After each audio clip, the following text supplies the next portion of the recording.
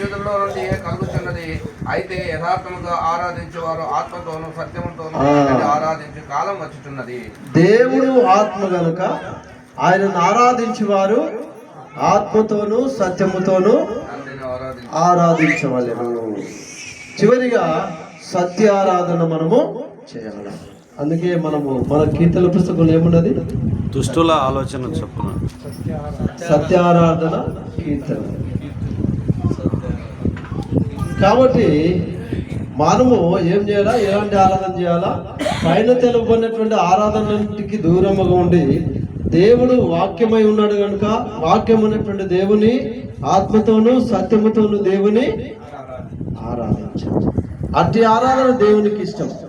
అట్టి ఆరాధనకు నీకు ప్రతిఫలం, అట్టి ఆరాధనకు నీకు దేవుడు ఆశీర్వాదం ఇస్తాడని, మరి శాశ్వత జీవముని అనుగ్రహిస్తాడని జ్ఞాపకం చేస్తున్నాడు. కాబట్టి ప్రియమైనలారా, క్రైస్తవులుగా ఆరాధన ఎట్లా చేయాలా, ఎన్ని భాగాలు ఉన్నాయని తెలుసుకోవాలా. ఆ తెలుసుకున్న ఆరాధనలో ఏవేవి మనకు మరి లాభకరంగా ఉన్నాయో వాటిని జాగ్రత్తగా పరీక్షించి పరిశీలించి తెలుసుకొని ఆ సత్యారాధనలో పాల్గొంటే మనకు నిత్య జీవం. మనమందరం కూడా పాకలాడేది, ప్రయాసపడేది, ఆలోచించేది, ఆలోచింప చేసేది ఏంటంటే అందరము కూడా ఎక్కడికి పోవాలా? నిత్య జీవం. మన లాజరన్న చెప్పినట్టుగా ఎవరు నశించడం ఆయనకి ఇష్టమో అందరూ ఆయన రాజ్యానికి చేరాలన్నటువంటిది ఆయన ముఖ్యమైన ఉద్దేశం కనుక మరి ఆ వచనం నెరవేర్చడానికే ప్రభువైన యేసుక్రీస్తు వారు ఈ లోకానికి వచ్చారు. లూకాసు వార్త 19:10 ప్రకారం నశించిన దానిని వెదికి రక్షించుటకు మనిషి కుమారుడు ఈ లోకమునకు వచ్చాడు.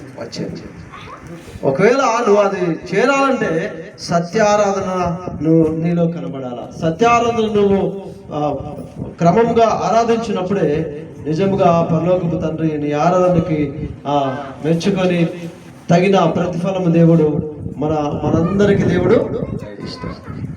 అతి కృప మనందరికీ దేవుడు దయచేయను గాక. ఈ సమయం ఇచ్చిన అయ్యగారికి వందనాలు చెల్లిస్తూ మరి ఇంతసేపు విన్నందుకు మీకు కూడా వందనాలు చెల్లిస్తూ ముగిస్తున్నాను.